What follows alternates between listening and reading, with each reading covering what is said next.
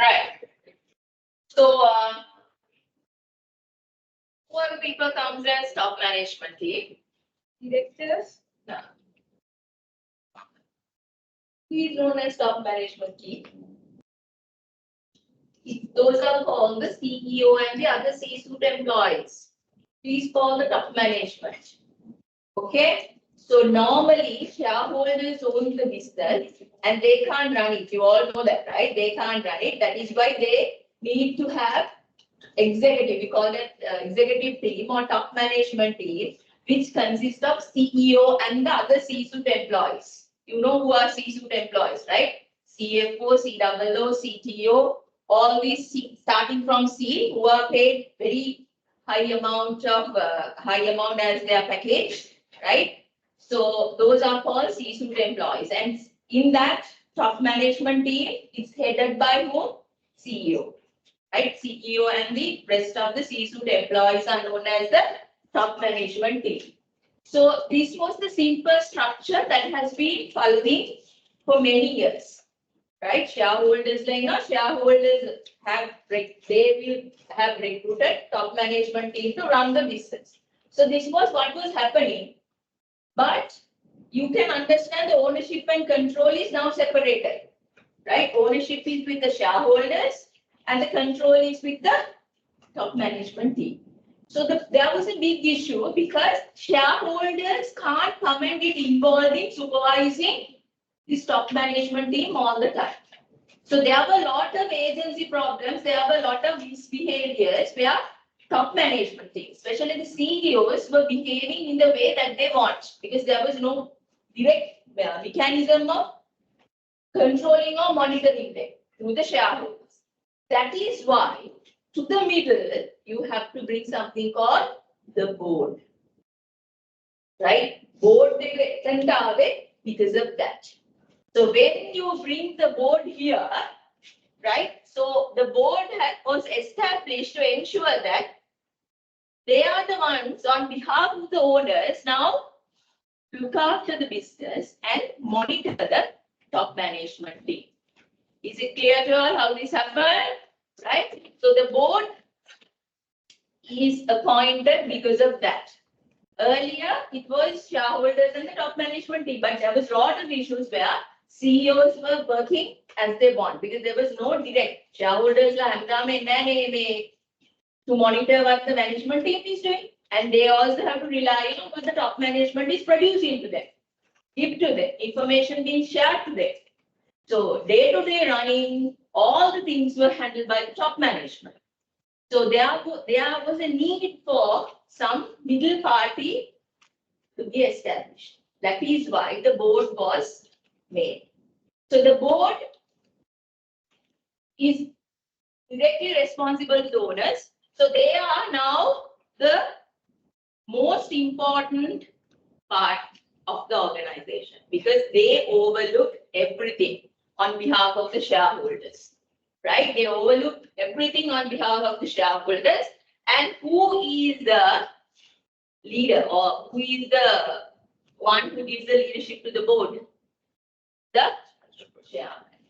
The chairman. So sometimes in some organization, CEO and the chairman is one. Right? Even organization,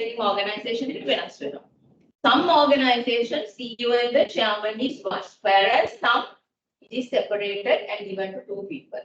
Right? When you learn this subject more and more, you will realize the importance of separating and importance of having these two positions being held by one person. Right? Right? So top management team is headed by the CEO and chairman head the board of directors. Then what happened is under the top management team, there are other managerial levels and the employees.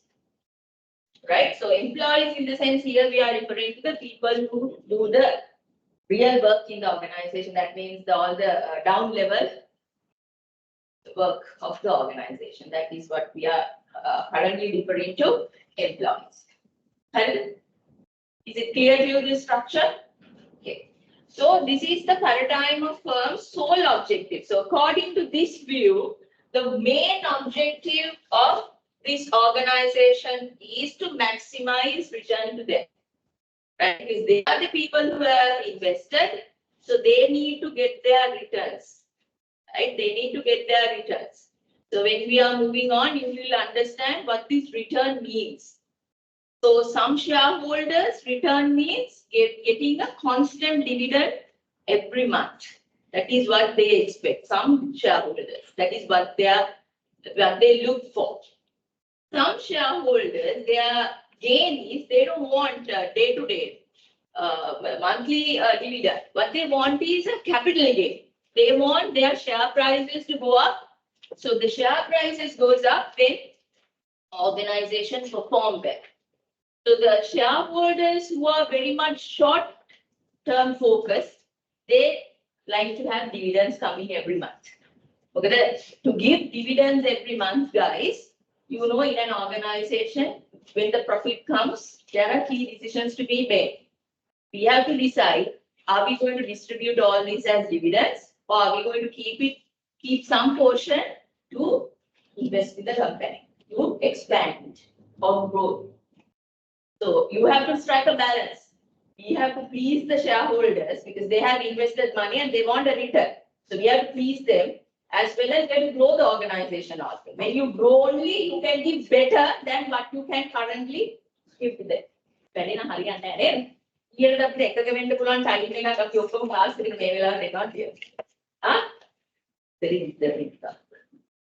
At least by 45 you have to come. Very disturbing otherwise. So if you can't come by 8:45, come after the break. Okay. So therefore, so shareholders, you need to understand what their intentions are. Sometimes, if they want a constant return, what they expect is the dividends that should be come every month. Or some people, they don't want constant return, they want higher capital gain. That is what they indicate is, we don't want dividends to be given, invest them in the company to grow, then grow the company, then share prices will go up. So we will make a capital gain through that. Okay, so shareholders try to maximize. They are different in their ways of expecting returns.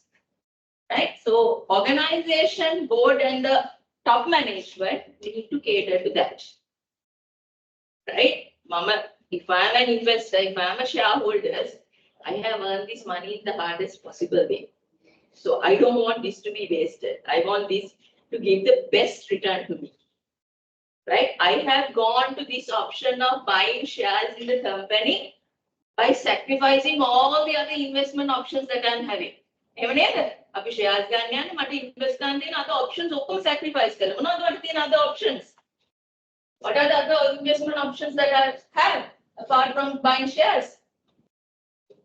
I can go for paper investments. What are paper investments? Fixed deposits, treasury bills, right? Those are called paper investments. I can go for that. Or I can go for property investments where I buy land, right? Going for buying land and renting out. Those things I would have done. Or I can go for even investing on other stuff, right? Gold. So I have sacrificed all that and I would have looked at the opportunity cost of I have to bear.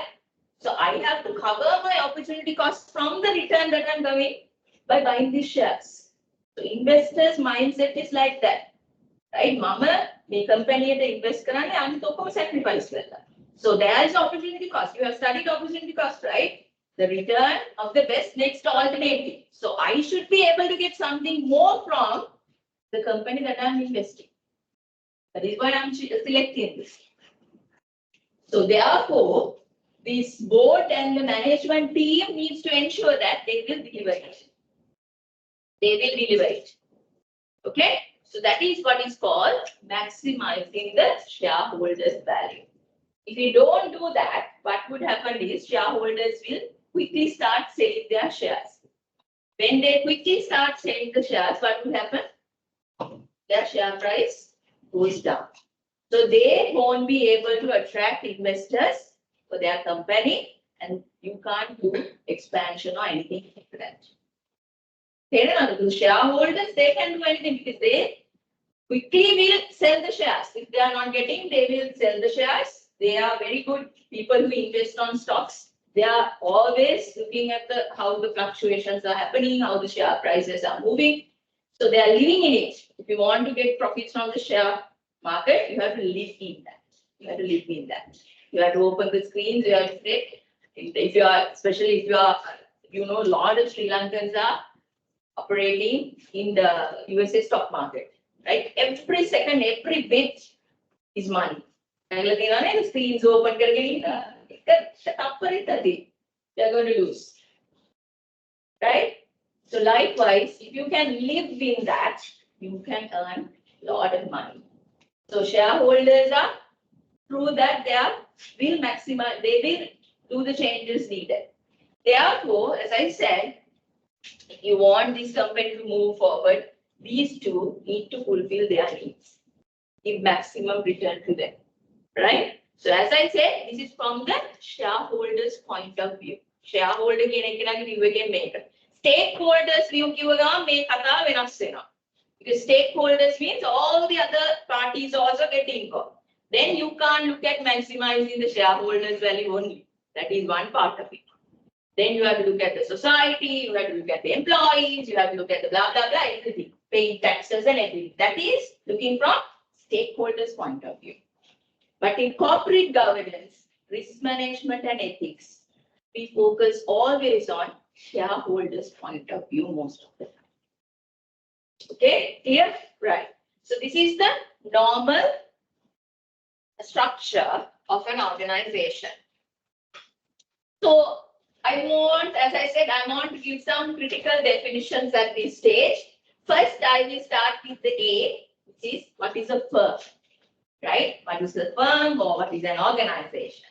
So in economics, a firm is described as a legal structure to do business, which is provide goods or services, right? So these firms can be any type of a firm, starting from corporation, partnerships, cooperatives. So we all know that the organization is a legal entity, right? A firm is treated as a legal person or entity that has rights and responsibilities. But the standards are clear on it, right? Because the concept there. Entity concept, right? So then we are talking about the stakeholders. As I said, stakeholders is a person or entity. Stakeholder can be a person or an entity that can influence, benefit from, or be adversely affected by action, success, or failure of an organization. Right? They are doing three things. Right? They can influence the organization, they can benefit from the organization, or from the organization activities, they can be adversely affected by the action, success, or failure. So normally we know stakeholders are these set of people, starting from owners, employees, directors, suppliers, consumers, business partners, blah, blah, blah. So many things. Everyone is involved. But the main important thing is when you are operating as an organization, guys, you need to understand who are my stakeholders. If you don't have an idea of who are my stakeholders, your survival is very short term. Right? Api shareholders like returns without maximize, we are going to be very shrewd. They are going to be very shrewd. They are very narrow focused there. Because then you will do anything to earn profits. Can you understand the mentality if you focus on shareholders maximization? You will do anything. But that is why we need to focus on stakeholders. We are giving a good big chunk to the shareholders, but there are others that we need to satisfy. We have to maintain that long term. We have to give the big chunk to them. But if we try to give only the big chunk to them throughout, you can't survive. Right? While to give that continuously the big chunk to them, you have to ensure that others are also being served in the right way. right? Others are being served in the right way. That is why you need to understand who are my stakeholders.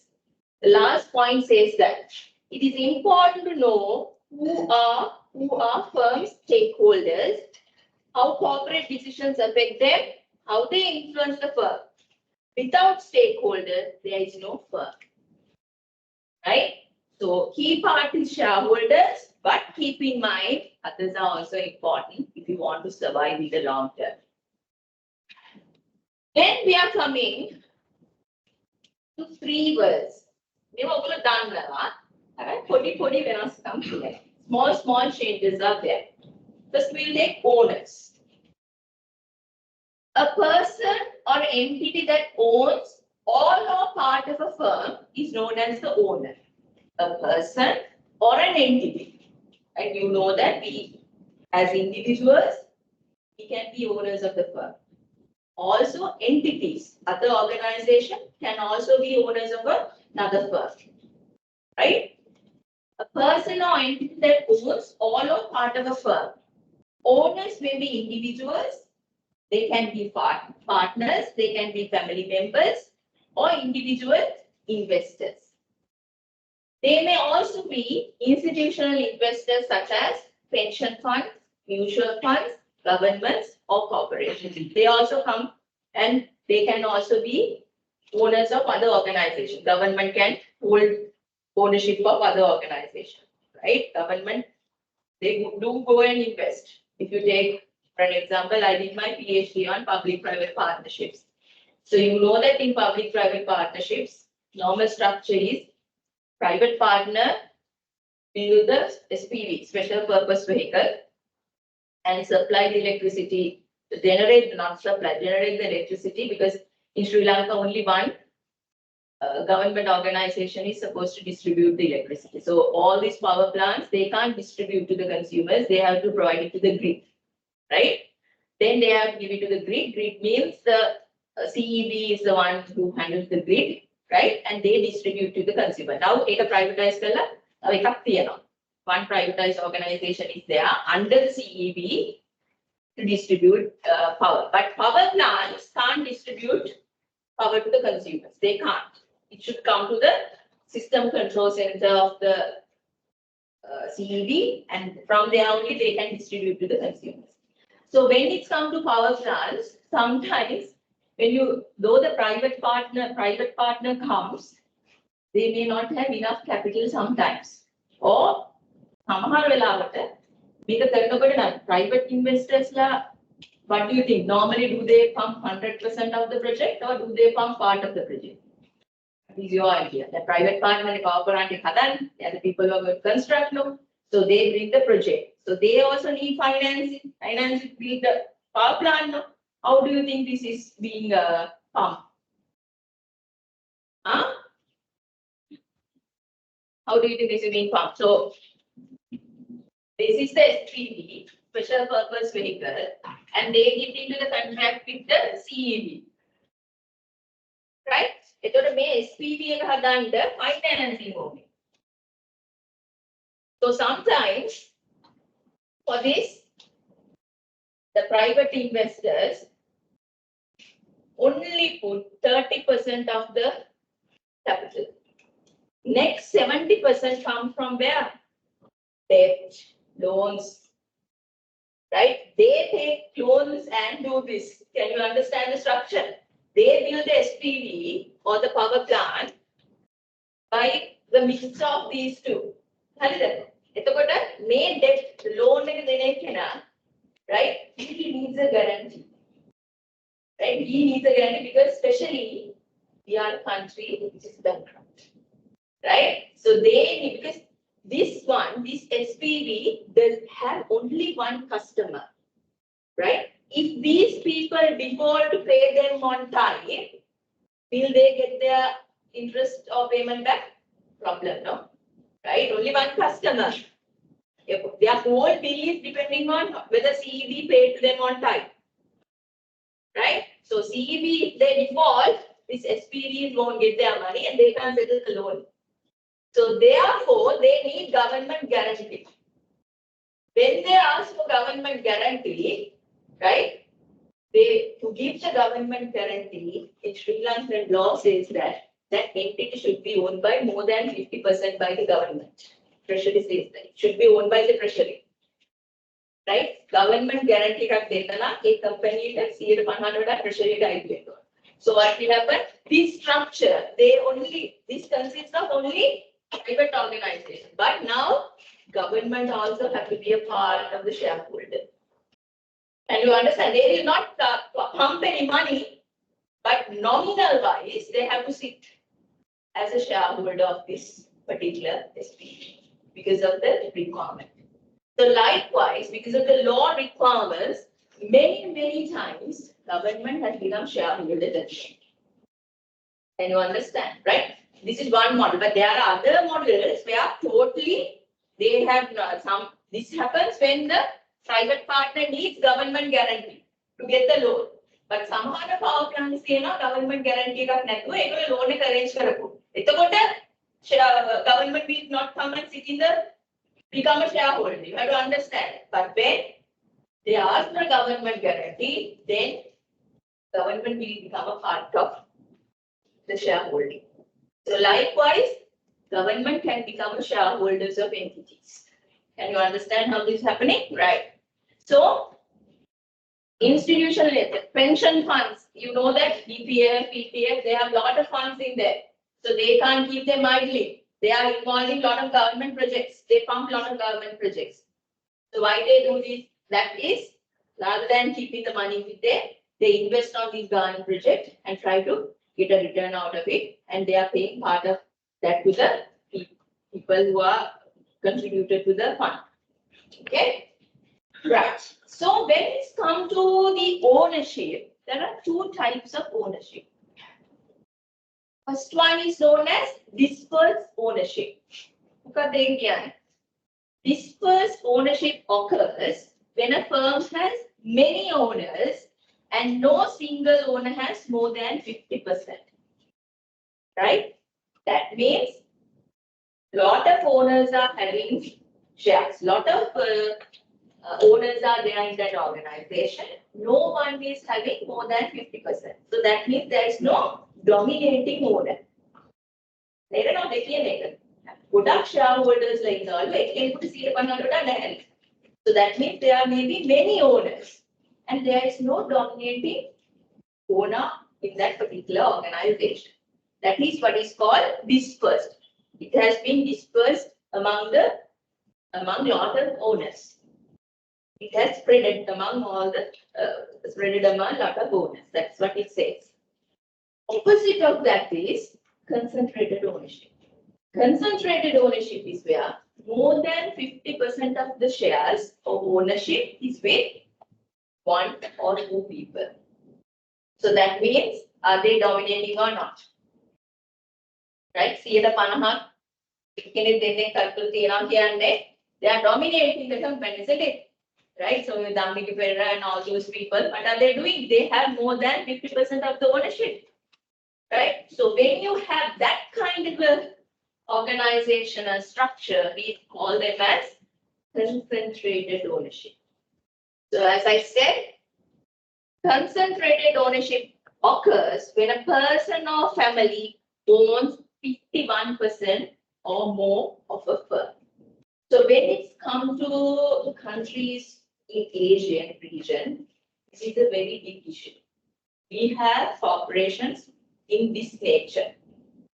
Right? When you read the history of corporate governance in Sri Lankan context, one of the key problems that we have come across is this concentrated ownership. Sri Lankan corporate governance structure, you will see that one of the key problems is in our context, like Sri Lanka, many organizations, it's either a family business, family ownership is there. More than 51% is in the hand of people. So then they dominate the business decision making. They do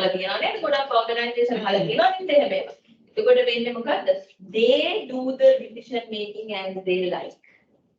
Because they have the voting power. When you have the voting power, they are powerfully making decisions. So they will make decisions which is beneficial to them.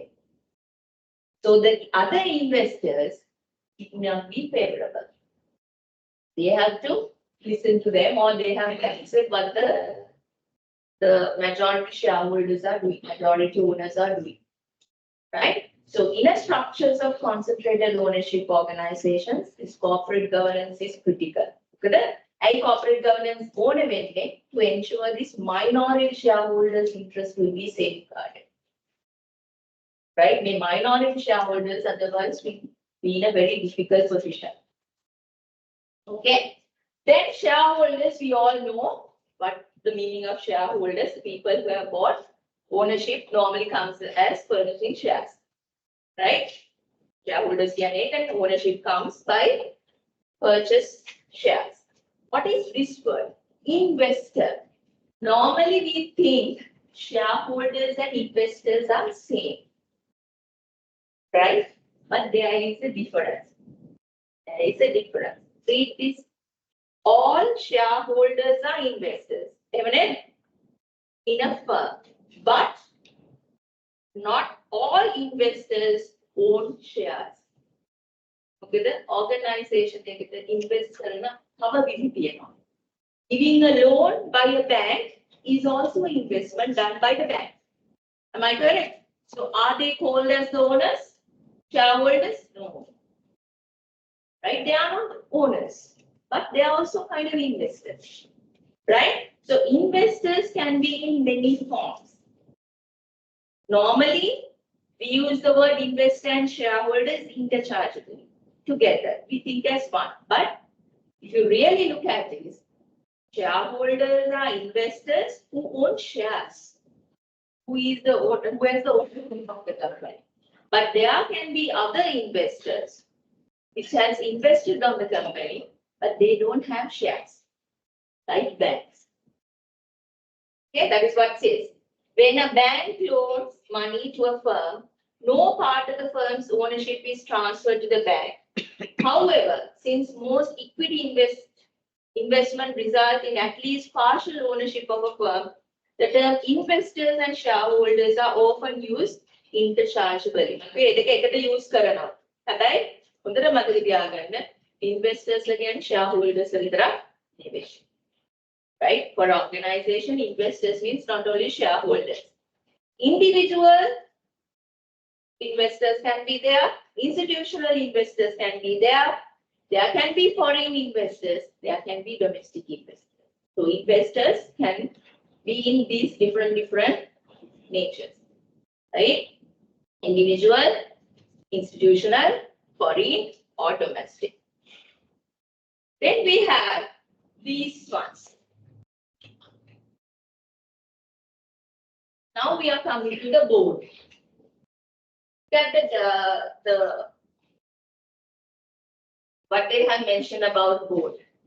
A team of individuals, usually 7 to 11 executives and non-executive, that meet several times a year in order to advise and monitor top management team and particular the CEO. It hires and fires the CEO. So if you take this board, right?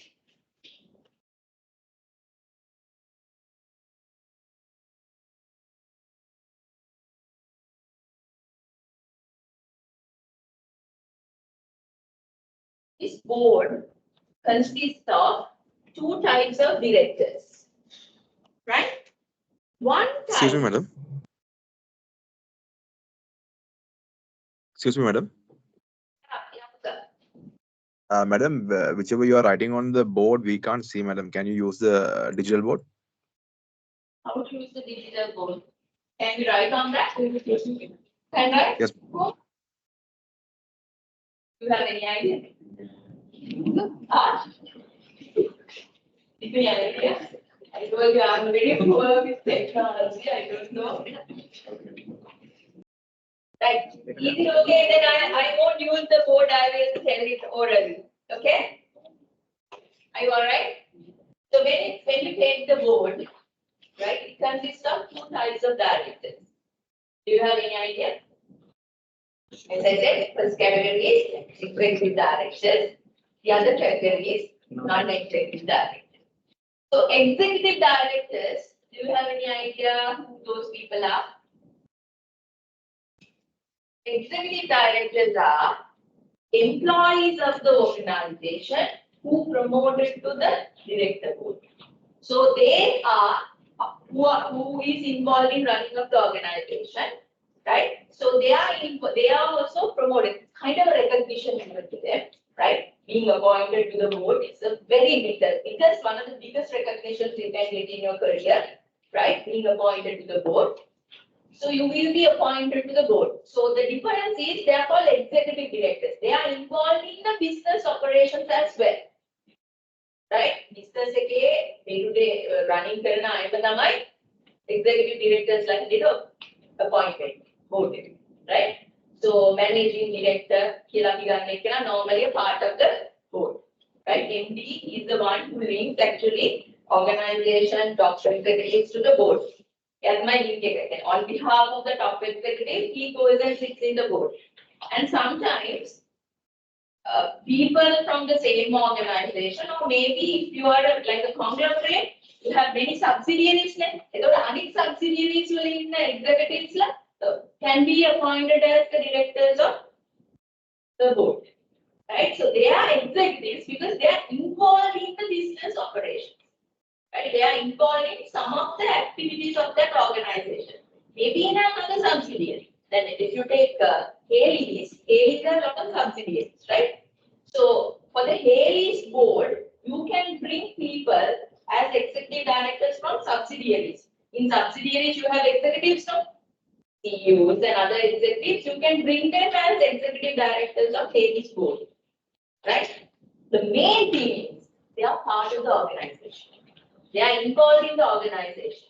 So they know in and out of what is happening in the business.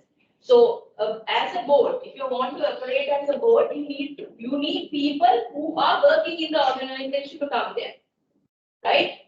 That is why you have executive directors. People actually we can't have as the board people from outside all the time.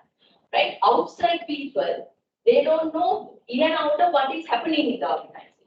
So when we are making decisions, we need people who are working in the organization. We bring executive directors. We bring executives who are working in the organization to the director board. Right? We call them as executive directors. But if this board consists mainly of executive directors, then why we brought the board to the middle? To make sure that executives achieve. Now, they are the one who runs the organization. So they are regular organization. We brought the board to the middle.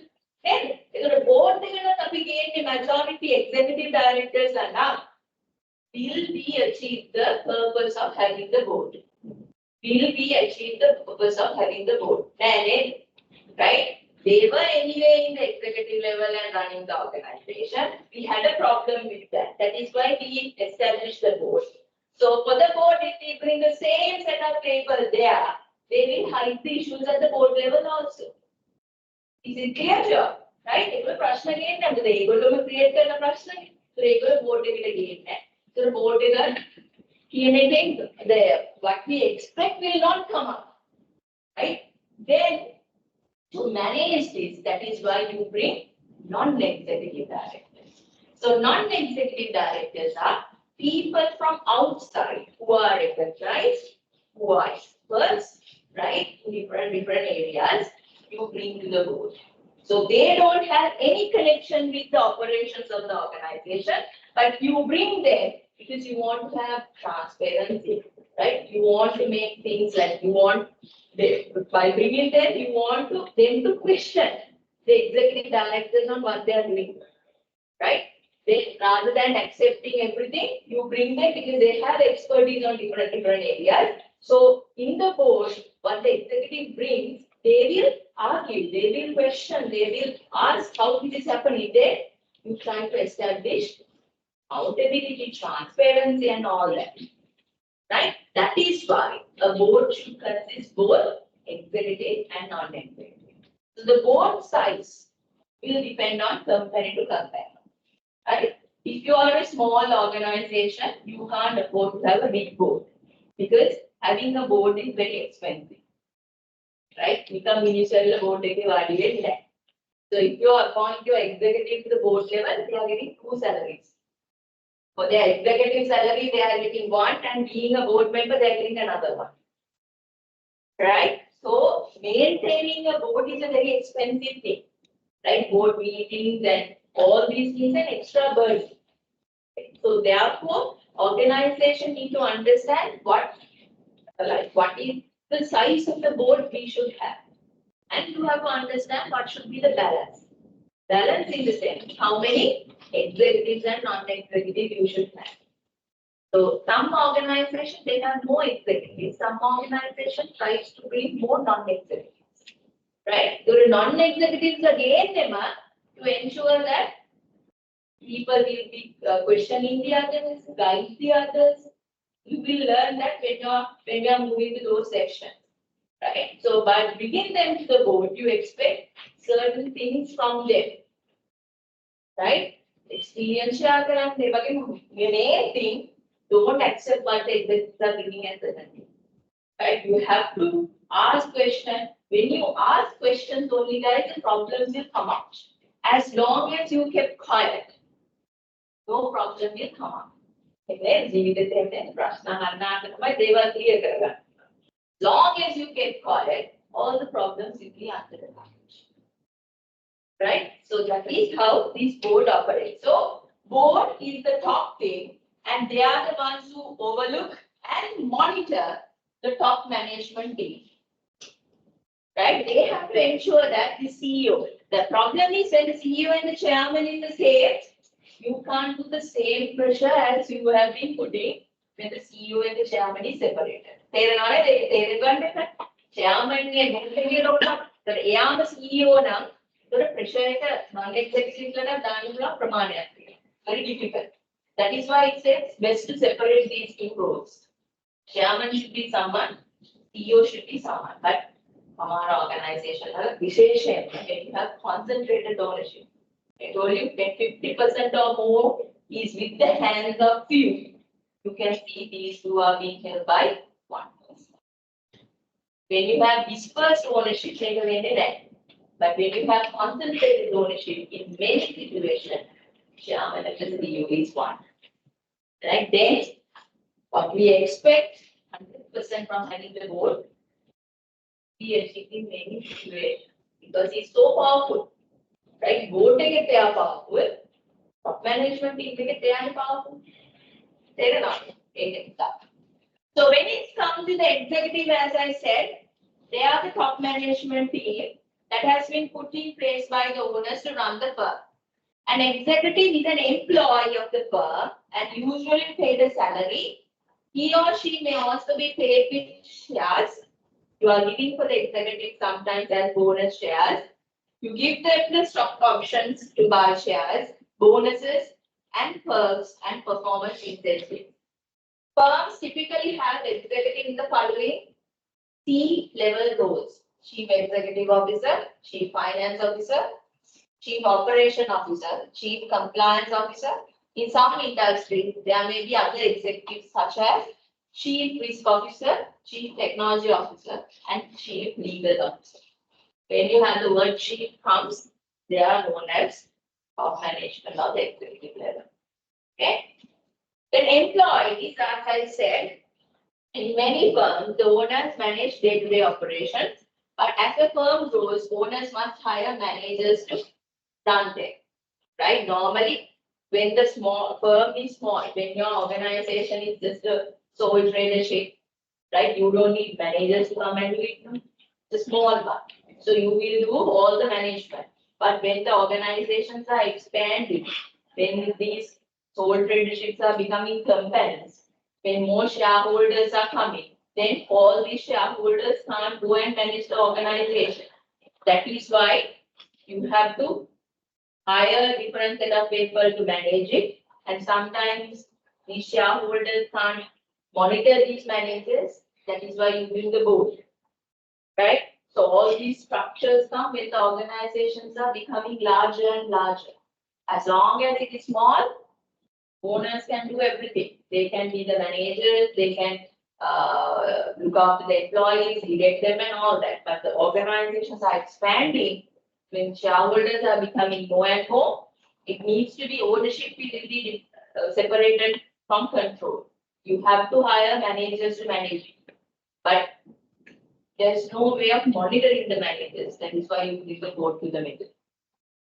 Okay? So as I said, as a firm continues to grow, managers hire other employees who are paid salary or a wage. So when it comes to managers, you need to understand managerial levels go up here. So the main company. Okay. Under that, there are other managerial levels as well. So here in this subject, what we are focusing is more on the top executives, not the managers in the lower level. So we are focusing on mainly the C-level executives or the top management. Right.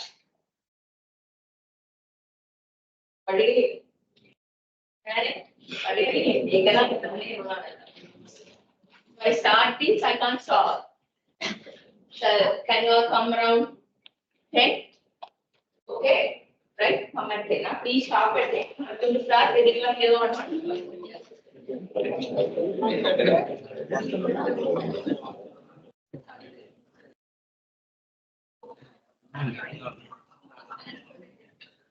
Guys,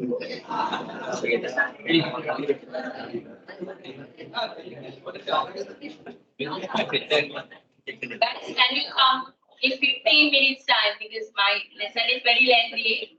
So come by 9:55, please. I want to start it. 9:55, only 15 minutes. It's early in the morning though.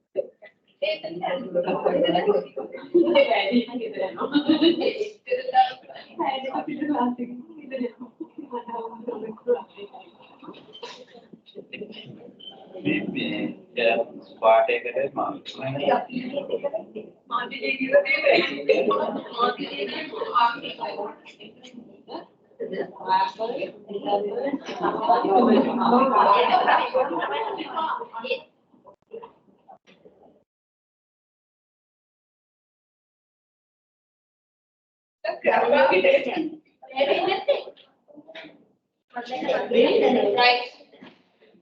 So,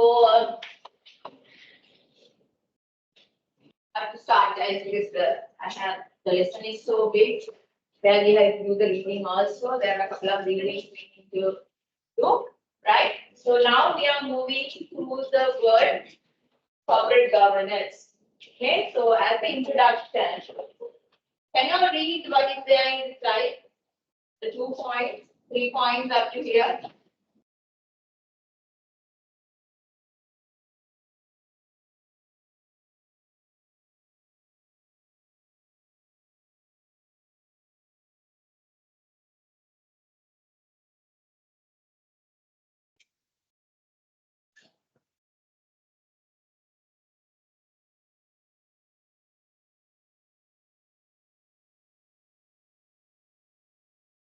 We have a WhatsApp group.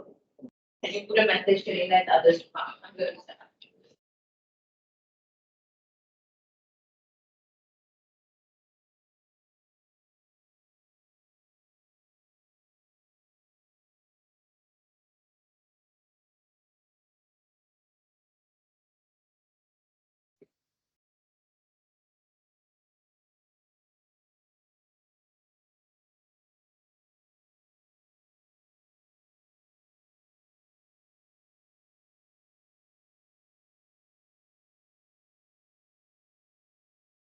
So you can see that as the first point here, business require funding from investors in order to expand and grow. Before investors decide to invest, they will want to be sure that the business is financially sound and will continue to be so in the foreseeable future. So, if you are an investor who is very much into buying shares of organizations, your investment, what you like to do is buying shares. So, before buying shares, before investing in a company, you want to know what type of a company is it. So the best and easiest place that you can get an idea is through going through the annual reports, right? Because organization needs to understand if they want to grow and expand, they need funding, right? Funding comes when investors come and buy their shares, right? For them, funding comes, right? Business require funding from investors in order to expand and grow. So when organization need funding, they issue shares. So for investors to come and buy these shares, they want to know what this company is about. So the place that they will go and look for that is going through the annual reports. So as I said, as an investor, my money is so precious to me. So I want to get the best return out of that. So I will look for the alternatives and I have selected this particular company at present is giving a good dividend. The return is very high, right? If I invest according to the current status, their return that they are giving is 18%. Whereas other options when I look, PBs are giving 10% at the moment, right? Not even 10%, somewhere around 8.5, 8.75 at that range. If these, they don't, you have to get a rate of 11% at the moment, you have to invest more than 1 year now. Right? Rates are very low. So likewise, I will compare, I will see, and I can see that investing in shares would give much more better return. 18% enough, but at the moment, other options are lower than that.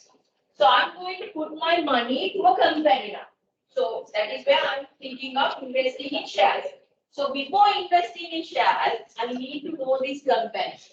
So I want to ensure that this particular company that I'm trying to invest is financially sound and they will continue to do this in the future as well. Otherwise, I don't want to risk my money. Right? Company money I want to return and I want this return to this money to be put in a company which is sustainable, right? Not a company that will collapse in 2 or 3 years' time. Now they will give higher return, but if they can't sustain, they will collapse in 2 or 3 years' time. And that's a big issue. right? Whatever they are giving now, they should be able to maintain that or grow it in the years to come. That is the kind of development that is good for me, right?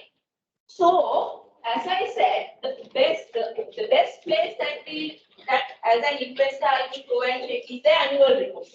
I have to do some maths, right? I have to do some calculations. I have to do some ratio analysis.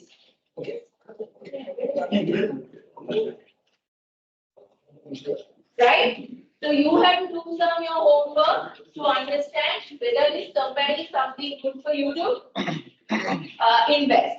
But the problem is, in order to give assurance, hang on, sit down. Investors look to the published annual reports and accounts of the business and to other information releases that the company might make. So this is a very good point. If you are going to invest in a business, you have to be someone on it.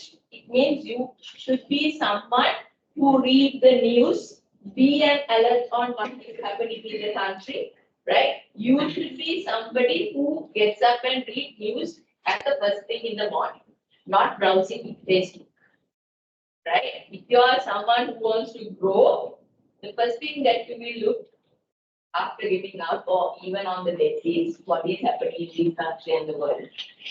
Right? If you are browsing the internet as the FB as the first thing in the morning, you are not someone who will go in part. Forget about it. Right? I know, Mama today I have to take care of my kids, husband and all that. I have a FB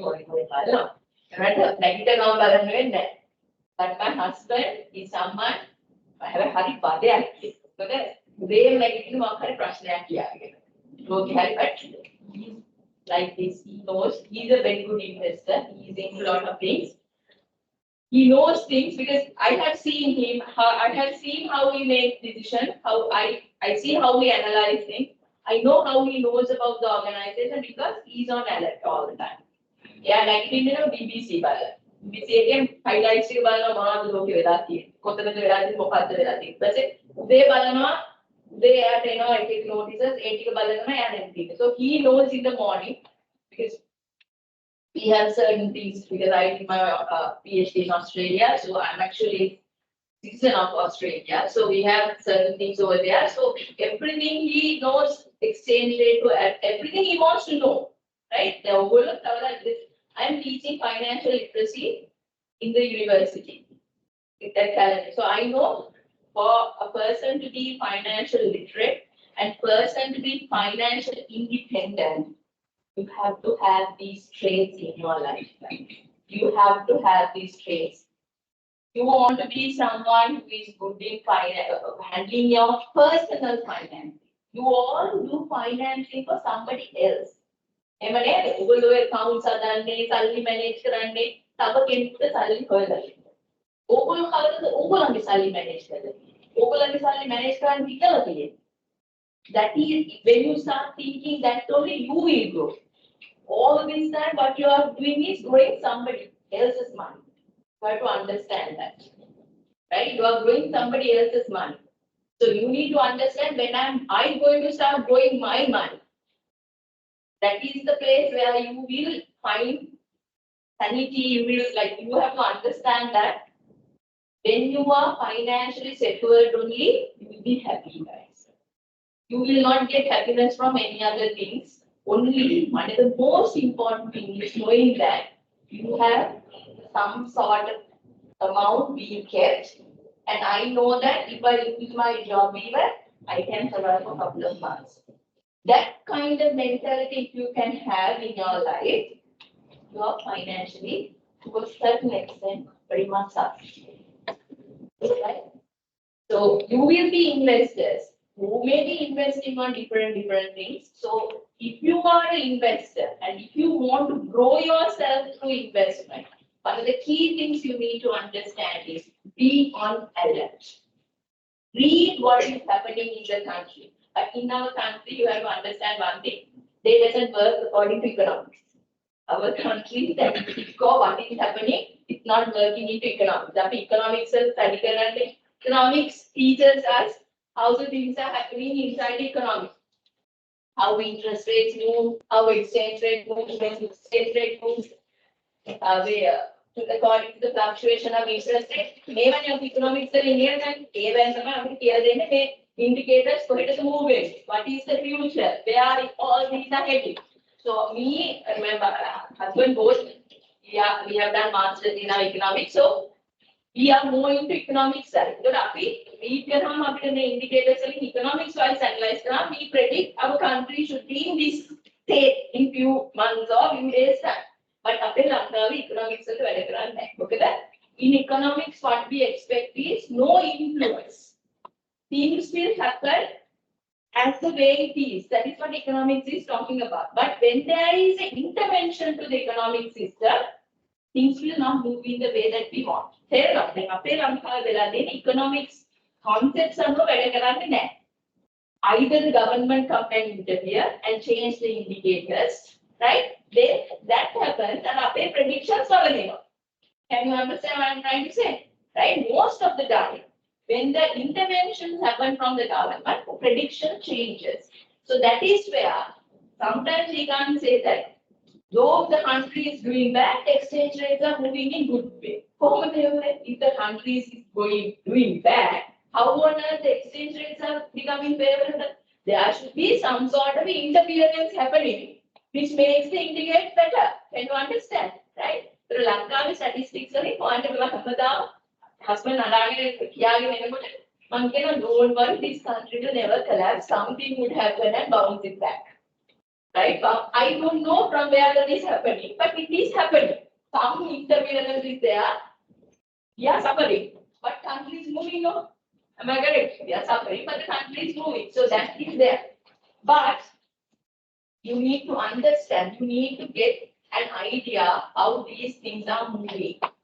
Right? That is why have the habit of reading a bit on what is happening around us. Please do read. You have the Financial Times business alerts are coming if you subscribe, right? If you have the access to that, you can get it. So you know what is happening in the business world. So daily updates are there with me, right? So you, as business students, especially the accounting students, you need to know these things. The balance, BBC, fine. BBC will they columns load of politics. We don't need. But financial column is something you must read to understand where we are moving. Okay? So why I highlighted this? As an investor, they say you have to refer to the annual reports as well as information released by the company. So before I invest on a company, I need to study that company thoroughly. I will go through their annual reports. I will do some calculations. I will look at the profit. I will see how they have been performing throughout these 5 years. Actually, annual report. Invest now. Get into the shoes of the investor. Investor and another company. What would you be looking for? Annual report annual reporting and their past performance and all that. What else you would like to do?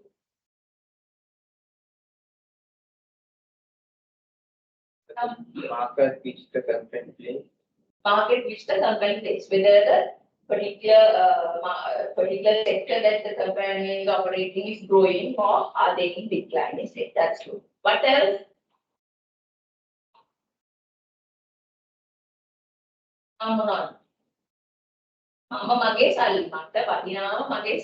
Invest right? What are the other things that I will look for? The strength of the competitor. Strength of the competitors, okay, that can be one thing. Whether you can sustain, whether somebody else is the competitor is becoming stronger than you, right? So Interest rate. interest rate in a sense. I mean, like the economy, the fluctuations, how the interest rates are fluctuating in the economy. No, it's like this. Now you go for anyway you select a company after comparing other investment options. Okay, so I will compare Now, as an investor, I told you there are several investment options, right? I can buy shares in the company, or I can go to the paper investments. Even paper investments are not in the property market. Personally, main investments that I will check when I'm comparing the returns from these options. I'm comparing with the interest rates, right? So, Mama make company normally that gives a return of 18% for what we invest. So then I compare, if I invest this in a treasury, what will be the interest that I'm going to get, right? Interest product if we invest on paper investment, right? So property market interest capital gain. You know the difference between that, right? Capital gain means the increase in your invested amount, right? When you are an investor, right? I said you have to do your calculations based on the annual report to see what the trend. Then you have to look at the sector, as he said, what is the future of this particular sector that the organization is. Anit teganamai, make a owners la how. Make a back note, make a back and put the power the assets. Importantly, right? Make a idea. Dumbing a pair maybe not yet, dumbing a make a dumbing a pair, mentally make a plus. Make it a normal, typical investor make a basic sound, make an organization make a sound. They are right? Make a battle, make a concurrent, make a better company. Are they doing well? Are those companies doing well? They default or if something happens, their base should be good. Right? Mama soft logic shares ganna mata balanna soft logic anik companies kohomada soft logic ownership thiyena anik they hogala gannawada right? You know soft logic is not doing well. Soft logic is not doing well. So mama soft logic ke shares වලට යන්නේ මට බයයි. මොකද මේ වගේ base එක හොඳ නැහැ. ඒක මම බලනවා අනිත් කම්පැනි කොහොමද? Right? Those are the practical things we have to look for. Who are the owners? Who owns the majority of this company? What are how many other companies are they holding?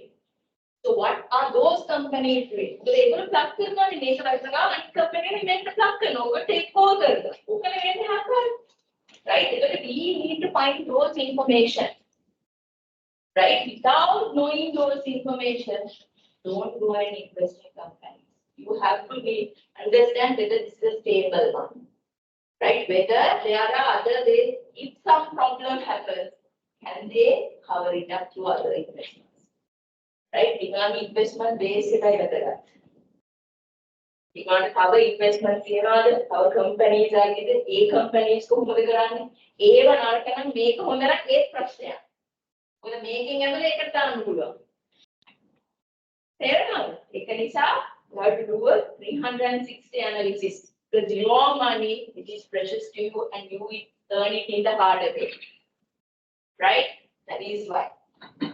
So, even after going through the annual report, you expect that the annual report and accounts will represent the true picture of company's present position since it is audited by an independent external auditor. So, why you depend on annual report is, it is audited by somebody outside. So, you assume it gives a true and fair view of the organization. That is why you go for that number. Right. But the problem in the current context is, though we have seen so many good annual reports which shows companies are doing well, but suddenly in 2 or 3 years they collapse. In annual report in 2 or 3 years, these companies collapse. So when that happens, guys, investors are now getting scared to go through the annual reports and invest in companies. Right? Because there's something wrong. Annual report shows a good picture, but these companies can't sustain for 2 or 3 years. They are collapsing. So, make companies govern annual report company. So, this impact on investor confidence. Am I correct? Right? Why are you investor? Annual report, you look at the annual report and you invest it, but the true picture of the company is not that. That is what this third point says. However, although the annual report may give a reasonably accurate picture of the business activities and financial position at the point in time, there are many facets of the business that are not effectively reflected in the annual report and the business. Right? So annual report does not show true picture of the organization, the whole true picture. So the last one says, there have been number of high-profile corporate collapse that have arisen despite the fact that annual reports and accounts seem fine. This raises the question of whether these corporations are managed and controlled properly. Right? Annual report says good, but if these organizations are collapsing gains, there is an issue, there is a problem for us to look at. Are these organizations controlled and managed properly? So that means what? There is a problem in the board of directors, it will be in their duties. There is a problem in top management doing their work, their responsibilities. We have two questions here, right? This is the situation. This is what we are doing, right? Are these companies being managed and controlled properly? A corporate collapse will not happen if these organizations are managed properly. Right? Organizations are not managed properly. The biggest problem that we face at the moment. Lot of corporate collapse happen because organizations are not managed properly. So when the corporate collapse happens, see the impact to different people. Shareholders will lose their money totally, right? Then employees will lose their jobs. Then company no more jobs. Then suppliers will lose a customer. Then economy will be impacted by losing an organization. Right. So a collapse of an organization impact on different people. Therefore, they say that the emerging financial scandal will continue to indicate a sharp problem in governing this organization. Governance issue right? Board, what is the board doing? What is the management doing? Yeah, we will question on that. Right?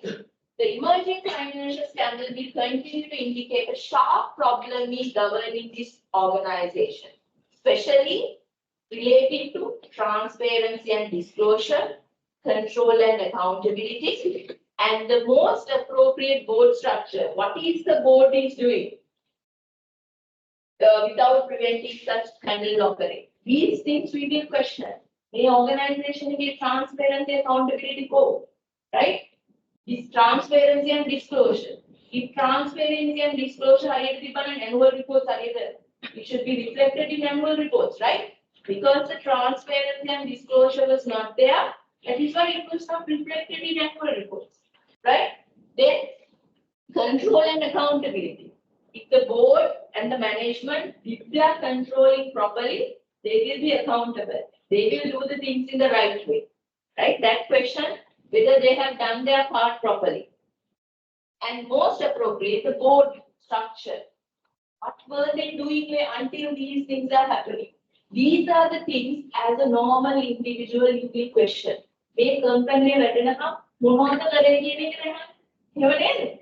What were they doing? Because you have to understand somebody else's money is in this company. Right? You can't just allow any company to collapse because from that, shareholders who have confidence on this will lose confidence. What would happen? People will not go and invest in companies. They will not buy shares. What would happen? Organization will not get funds to expand or grow. Right? It's a big problem. So the corporate governance has come up because they are the problem in governing organizations, right? Organizations are collapsing. Organizations are not controlled or managed properly. So there was a need for some mechanism to come to manage this. A mechanism එක තමයි corporate governance කියලා concept එක හැදෙන්නේ. Then one of the reason why this corporate governance came, because organizations were collapsing and people were questioning about these things. Questioning about transparency and disclosure, questioning about controlling and accountability, questioning about the board. So there was a need to bring some mechanism to build confidence on these areas. That was brought to the concept called corporate governance. Right?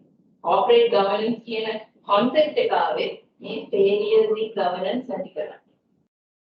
Is it clear to all how the corporate governance have come up? Right? Especially, this corporate governance was imposed through governments. Because governments saw that, right? Because of this collapse, as I said, there's a lack of confidence in financial markets. Stock market needs to buy and invest. Because if that stock market is not operating, it's kind of part of a country, no? Right? Stock market is needed for a country. So these financial markets are not moving. Financial markets are one of the key mechanism that economy is moving, right? So the investor confidence need to be built up. So to build this investor confidence and to ensure that collapse will not happen in the future, a system was needed. That is why corporate governance was established or started as a concept. Right? The corporate governance කියන concept එක ආවේ ඒක නිසා මේ collapse නැති කරලා to build the investor confidence that organizations are managing right way now when you follow the corporate governance. A corporate governance mechanism කියන ඒවා follow කරනවා කියන්නේ we are trying to indicate this organization is managed and controlled in the proper way. But the corporate governance codes most of the time either from the stock market, Colombo stock Securities and Exchange Commission Lanka with some institute. They make the codes. Right? Authorities and government is highly connected in making these corporate governance codes. It comes as codes. Right? So we are just pushing these things to the organization to implement. So when they implement, they will show them, indicates to us they are controlling or managing the business data. Clear the corporate governance right? So that's what the last sentence says. There should be a system to ensure corporations are controlled properly to prevent such collapse happening and restore the investor confidence. So, simple sense, corporate governance means the systems, principles, and processes which is established by the company to direct, structure, and control. Corporate governance goes to systems and principles and processes. And the intention is to direct, structure, and control the organizations. So, as I said, why all these scandals are happening? Why all these scandals were happening? So, before this, there is one reading material which I have uploaded.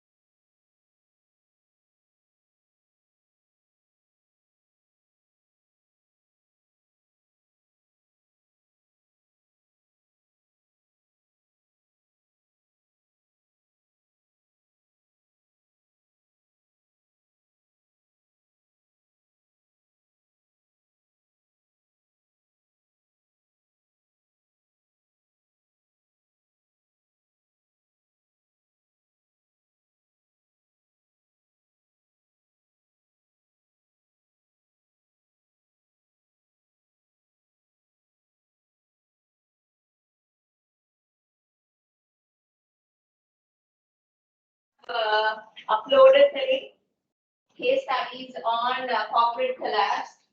Can you all take that up? Okay, can you download that?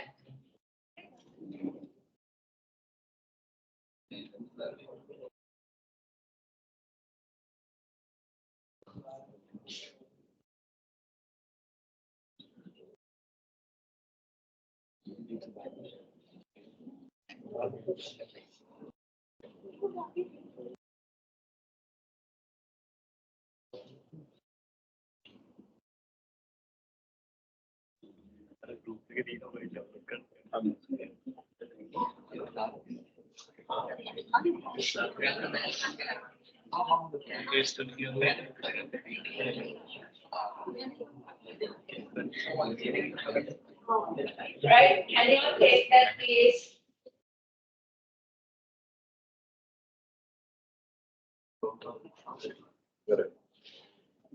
Where are we going with the answer? Huh?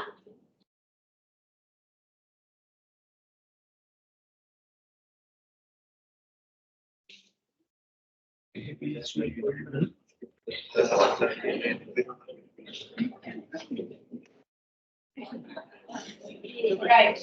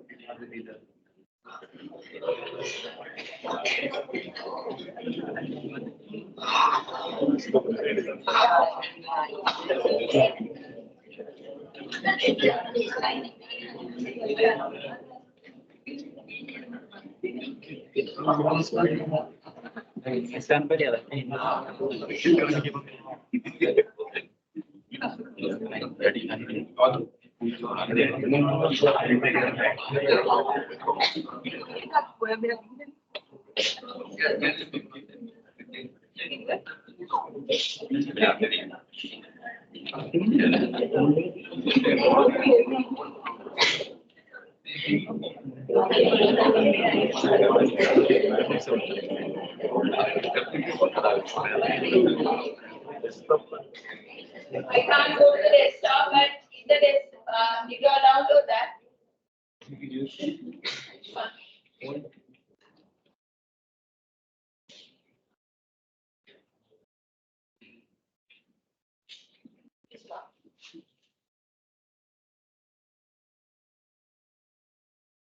Right?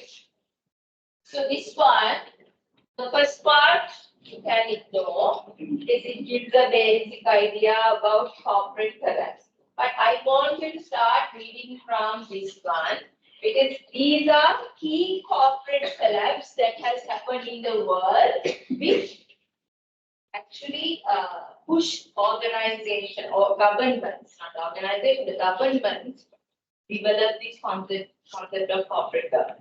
Right? May collapse na Misalda government were more concerned on bringing this concept called corporate governance. So the first incident happened in this bearings back, right? The gravity of that was not big, but this signal to the people around that whether these organizations are managed in the proper way, right? First striking incident which signal to the others. Please do look at whether these organizations are managed properly. Okay. So this is a very short case. Can you all read?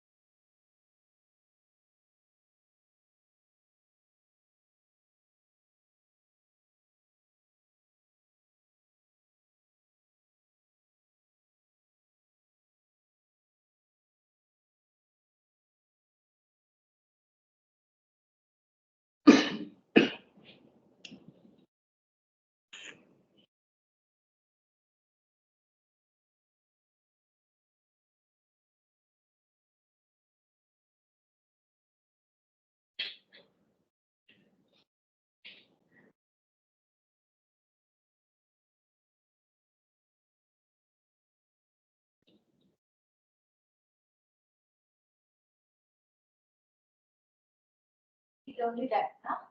It's a balance bank. I get it. Now this particular bank, Balance Bank, was relying on somebody called Nick Leeson. Nick Leeson, if you go to Netflix, guys, there's a nice movie on him, right? Where he is kind of a superstitious guy where he can predict things. Right? He has got some power, right? He was predicting how the markets are moving, and people were actually looking forward for his predictions, right? So this bank also did the investment based on his predictions, right? Huge amount of money was invested in projects based on this prediction. Then they are the other part Nick Leeson was doing really well. What he was telling was actually becoming correct. Right? So this bank having high trust on him. But the problem is his good fortune has gone after a couple of years. Right? Right? But to cover up the losses that was created because of his wrong statements, this bank was again giving money to him, right? Not giving money, doing investment based on what he was selling to cover up the losses, right? So this has actually led to collapse of this bank. So what the issue would be? Were there enough internal controls in this bank at that time? You know that if you and me go to a bank and ask money, are they giving money to us? There is a big process, lot of internal controls, lot of documents that we have to go through, right? When we are asking a loan, they want us to give everything that we have to them. Isn't it? You are right? So why? Because there are internal controls. But at this point, to give a person money or invest on things that he is predicting like this indicates to us there was a supervision. There was the internal controls. Can you understand what they are trying to say here? So this particular bank collapsed totally because they were relying on one person's predictions and putting all their money onto what he's predicting. So how can a bank do that when if you have proper internal controls and supervision? Right? If a bank has proper internal controls and supervision, this situation would not have occurred. So they will be deeper governance issue again. Right? They were not having the right supervision and controls. This part which I have highlighted indicates their problem. Their bank has been criticized for its lack of effective internal controls at that time, which left Nick Leeson able to cover up the losses that he was making up for quite a number of months. The case also illustrates the importance of having effective supervision by experienced staff with good understanding of the process and procedures of staff who are able to expose the company to so much financial disaster. You know, if you are working in banks, sometimes managers give approval for certain loans which you also question. Right?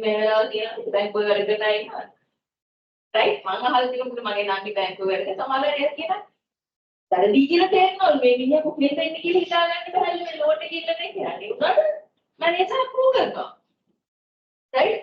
So if there were proper internal controls, that kind of behavior cannot happen, guys.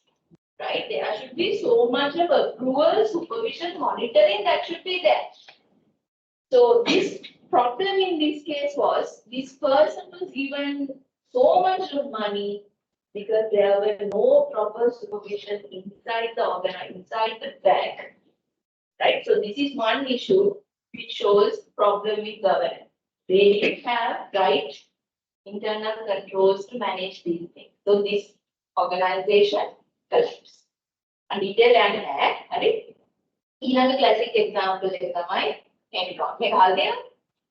Enron, WorldCom. These are the big corporate collapse in the world. Right? Enron is in 2011. No, No, no. unborn. With the age, year, identified years in 2001. In 2000, this thing happened, right? 2001, this thing happened. So you can count and see how old I am, right? I'm 40 plus now. So this is the classic and the most critical case which opens the eyes of everyone in the world to see we can't handle this anymore. We have to cut it out and make it possible. Right? This one also, Enron scandal, so many videos are there in Netflix. හරිම ලස්සන videos තියෙනවා කොහොමද මේ scandal එක ආවේ employees කොහොමද suffer කරේ and all that. If you have time, if you like to know how these corporations are doing things, right? Sucking the money from the investors and using it for their personal gain. Right? කාගේවත් සල්ලි ළමයි අපිට අපේ ඕන විදිහට පාවිච්චි කරන්න බෑ. You have ethics in life, right? You are using somebody else's money. This is what we need to understand. Organizations are using somebody else's money. So the employees or executives need to understand that that money you have, it's not belongs to you. You are just the employee to ensure that the company is run properly. Right? You can't use that money for your personal gain. Now, recently, because my sister is working in a bank, I know recently she said there had been so much of issues in the banks where tailors and the other officers in the bank has used the money of the depositors for different things. One example, she said, one tailor has got into a scam. Scam කියන අපේ ටෙලික් කරන්නේ 100ක් දැම්මම මේක double වෙනවා ඊට පස්සේ තව කීයක් හරි දානවා ඒක ඩබල් වෙනවා ඕනේ ස්කෑමර්ස් කියන්නේ ඒකට මෙයා ඉතලාම 2000ක් දැම්මම ඒක ඩබල් වෙලා ඒක 4000 right 4000 දැම්ම ඒක එයාගේ account එකට deposit වෙනවා තමයි those are for scammers no right but few attempts it will come to your account right now she thinks it's gambling so this is gambling you are into that Ali never tempted. එහෙම කරාලු ඊට පස්සේ පොඩි ගණන් එක්ක she was handling from what she was having. ඊට පස්සේ එකපාරටම 10 billion 1 billion ඇවිල්ලා.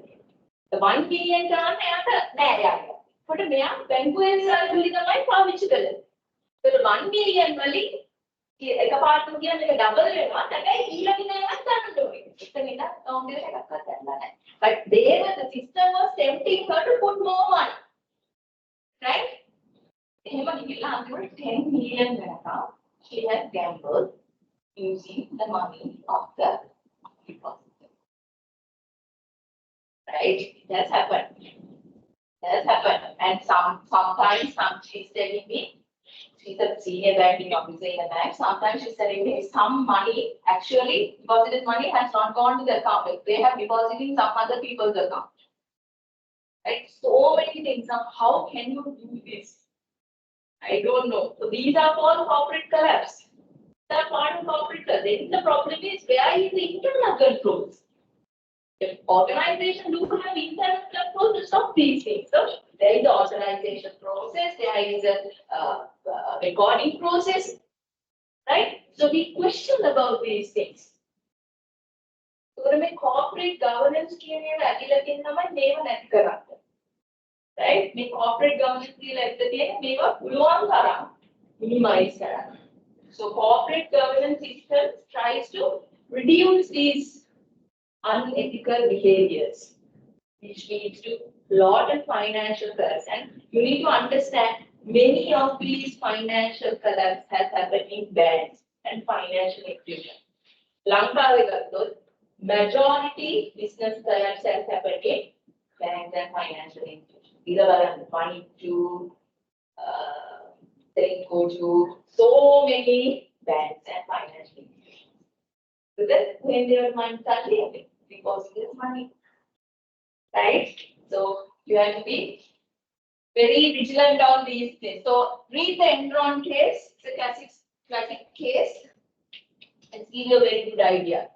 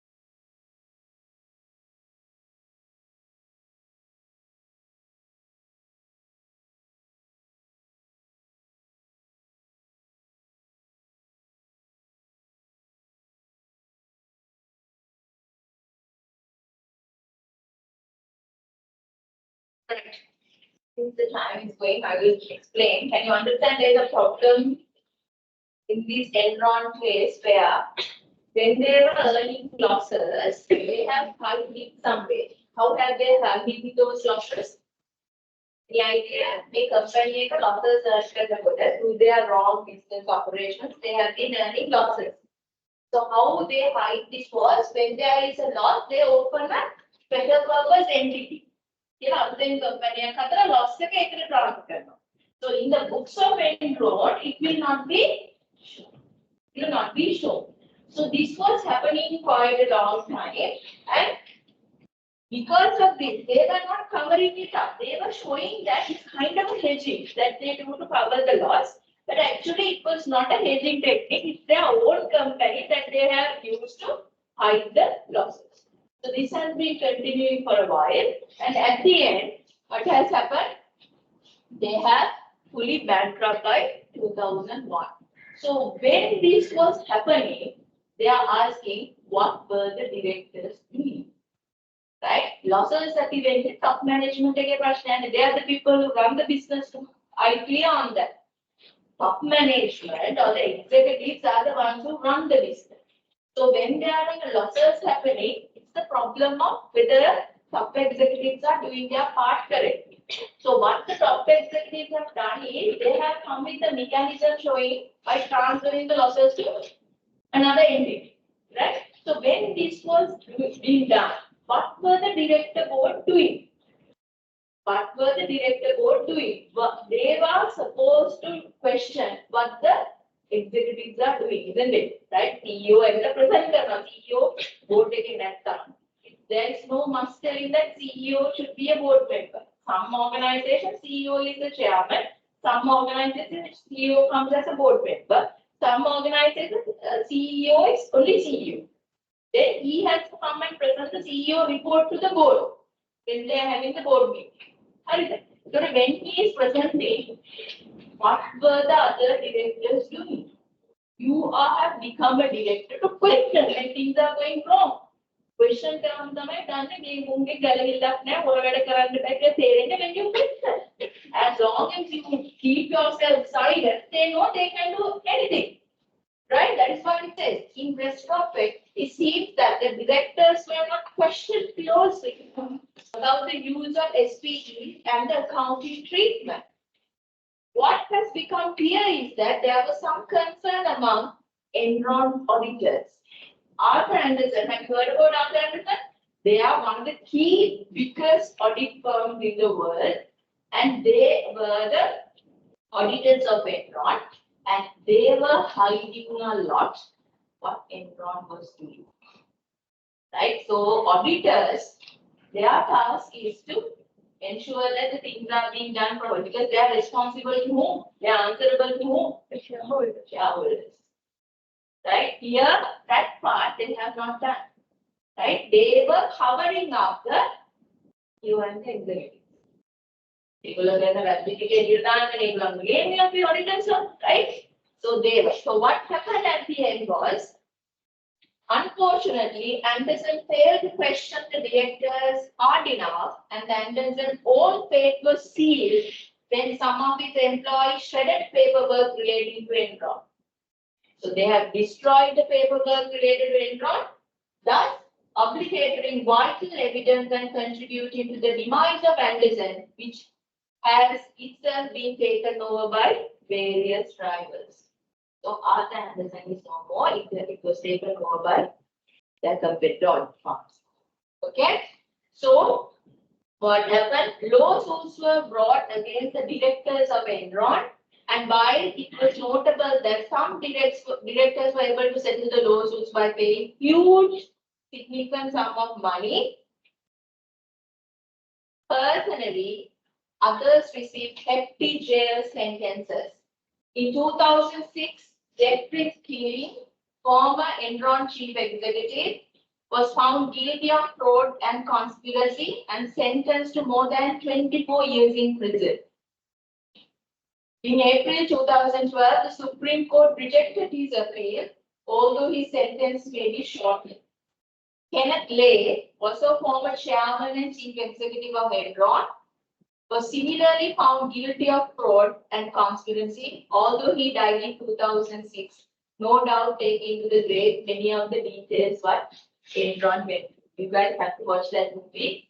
It's very nicely showing what was going on with Enron. Have you heard about Madoff? Yeah, so another character. Madoff is also another character where he was using the Ponzi scheme. Have you heard Ponzi schemes? Ponzi scheme, you will be paid when you introduce another people to this scheme. It's kind of a scammer, right? This Madoff is also, he was actually chairman of like SEC, UK, USA also. You have there are stock exchange authority to control the things, control the stock market. He was kind of the chairman. So becoming the chairman, he was doing all this illegal work, and he has taken money from so many people, and at the end he got bankrupt. He is known as the evil of Wall Street. The movie, The Evil of Wall Street. It's also a nice mystery which shows how he was manipulating the things. Right? If you have times, evil the death in the month, but it goes as evil of the Wall Street here. Right? So here you can see how these people were taken to, were punished, right? Then what happened was, there was one lady in this Enron, right, who understood this, and he was actually showing this, something is going on, she was indicating it, but she was sent to other places in the organization to make her quiet. Right, may lady, which is known as the Sharon Watkins. So she knew something is going on, right? So she has raised her voice against this. So when this happened, she has been transferred to another place. So people like these ones, what is the name we give? People who raise concern on issues, we call them whistleblowers, right? So she was a whistleblower. So she was actually showing something is going on in this company, but they have taken steps to make her quiet. Interesting, one of the employees at Enron, Sharon, had made her concern known to Andrew Foster, the chief finance officer, and the firm auditor, Lanka Anderson, about some of the accounting transactions taking place at Enron in early 1996. However, no notice was apparently taken of her concern, and she moved to work in a different area of the company. Right? In 2001, she was again back in the finance department and became aware that an extensive fraud was taking place with SPEs being used as a vehicle to hide Enron's growing losses. She then expressed her concern more openly and became the whistleblower to one of the most infamous corporate scandals of all time. Right? And the biggest problem that has happened was, and this is one of the biggest companies in the world, no, employees have made interest for the people. And the employees like you they got a job and as the investment, they lost their money also. It was the tragedy. It was the biggest issue, shocking thing that happened. Right? So this part says what was the problem. The Enron case highlights the overriding need for integrity in business for the directors to act with integrity and honesty, and for the external audit firm to be able to ask searching questions of the directors without holding back for fear of offending a lucrative client. Audit firms bayangene the prashna wendiyen hala corporate client කෙනෙක් අපි කරගන්න බය නේද? ඉතින් audit firm වල වැඩ කරනවා. බය නේද? customer don't විදිහට සමහරවිට ලෙවලාවලු තියෙනවානේ. unless ගොඩක් වෙලාවට පොඩි audit firms. ලොකු audit firms and they stand still. Right? But if you are a small audit firm, clients are actually buying. But when you take like KPMG and Lloyd, I don't think they are going to that level because they are standards that they have maintained. It's very strict. Because audit firms are the companies are the rules and regulations, and they move the business very badly. Their reputation is harmed. Okay? This latter situation is examined when auditors receive large fees from non-audit service. You know what a non-audit service, right? So when a member external auditor, they will be non-audit service. So that compromise their independence, no? Right? The auditors are supposed to be independent and then only they can fulfill their task as the external auditor. But when they are involved in the non-audit services, that is compromised. Okay. Enron also highlights the need for independent, non-integrated directors who are experienced enough to be able to ask searching questions in board and committee meetings and try to ensure that businesses operate appropriately. So these were the issues that led to the collapse of that company. So you can see that when it comes to the controlling management of this organization, there have been a lot of lapses, right? Lot of issues. So this has led to collapse of Enron. So likewise, the rest of the stories here talks about some sort of a problem. If you take Parmalat case shows you the problem has happened because they were not disclosing the information properly. They were doing lot of illegal things to distort their annual reports. Right? So all these talks about there is an issue in controlling and managing the organization. Right? So the collapse has happened because of that.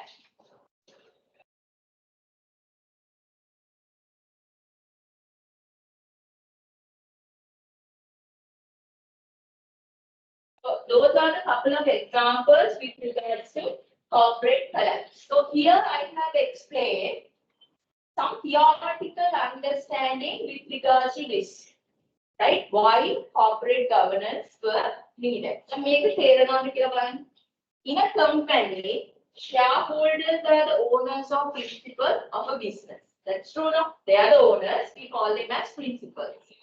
They appoint the board of directors as their agent to oversee the business and monitor the top management team, which manages the business operations. Is that part clear? Right? They appoint the board of directors to oversee the business and monitor the top management team. Their top management team is the ones who manage the business operation. So BOD and top management team, as the agent of the business, need to fulfill the expectation of shareholders. So you can see that there is a principal who are the shareholders and there are agents. So the key agent is the BOD and they also give the task to the top management. So top management and BOD we can cluster as agents. Right? Is it clear? Right. So if you take the board responsibilities include setting the company's strategic aim, providing the leadership to put them into effect, supervising the management of the business, and reporting to the shareholders of their stewardship. The board we expect what we expect from the board is these tasks. Right? They have to set the strategic aim, give the leadership needs to put these aims into company operations, supervise the management team, and they need to report to the shareholders. That is what their responsibilities are. However, many corporate collapses have happened because BOD has not fulfilled its responsibility effectively and sometimes has focused on achieving their personal goals. Voted of any level appointed to purpose. So rather than doing that purpose, they have been thinking about themselves. Right? This has led to the creation of agency problem between the shareholders and the board. Right? There is agency relationship here. Principals are the owners, then the principals are the shareholders, and the agents are board of directors. Right? Because shareholders has appointed the board of directors to carry out the things. So they are agents. So there is an agency relationship between shareholders and the board. So the board and the top management team both comes as agents. So the problem is agents are supposed to fulfill certain tasks for the principal. All these collapses has happened because as the agent, they have not done their part. So there is an agency problem in that sense. Right? When the agents have not fulfilled what the principal wants, this leads to agency problem. So this to manage this agency problem is where corporate governance has come up. So theoretical wise, with the theory, I can explain why corporate governance was needed. I just explain why corporate governance happened because corporate collapse. Corporate collapse is why corporate governance order. We need corporate governance because of that. Now I am explaining it with a theory. What is the theory? Agency theory. So I am telling that this concept of collapsing, I am explaining using principal-agent relationship. Okay, so principal is the shareholders, Agents are the board of directors. So board of directors need to ensure the principal's interests are taken care of. So what is the responsibilities they have are these one. Why the corporate collapse has happened is they have not fulfilled their responsibility. That means there is an agency problem, right? So to manage this agency problem, that is why corporate governance was needed to be established. Clear? Right? So that is the theoretical explanation of why corporate governance was needed. Theory එකක් පාවිච්චි කරා. මම පාවිච්චි කරන theory එක තමයි agency theory. So by using the agency theory, I explained why corporate governance was needed. Earlier, I explained why corporate governance was needed by showing you corporate collapse that happened. Right? Now I am bringing a theory to explain it further. Now, by having these corporate governance principles, codes, we try to ensure these things in our organization. Right? Corporate governance system, we try to build this. There are five, we have this five, altogether 10. 11. There are 11 principles, concepts we are trying to establish by bringing corporate governance. Fairness. It's not the fairness that we are talking about, right? The fairness that's treating everyone equally, right? Fairness, the director's deliberation and also the systems and values that underline the company must be balanced by taking into account everyone who has legitimate interest in the company and respecting their rights and views. So, by having corporate governance, we try to establish fairness by taking the views and concerns of everyone. The corporate governance willing establish have fairness in your organization. Right? Second one, transparency. By bringing the corporate governance codes to the organization, we try to ensure that transparency is maintained. So what do you mean by transparency? Open and clear disclosure of relevant information for shareholders and other stakeholders, as well as not concealing information when it may affect decision. Why we conceal is when there is a problem. Conceal disclose conceal means that, right? You conceal information when there is a problem. But those things, even there is a problem, you need to disclose that. Right? Because it is needed to take the decisions. Right? Only the good things should not be shared. Even the bad things need to be shared because more than the good things, you have to take actions on bad things. Right?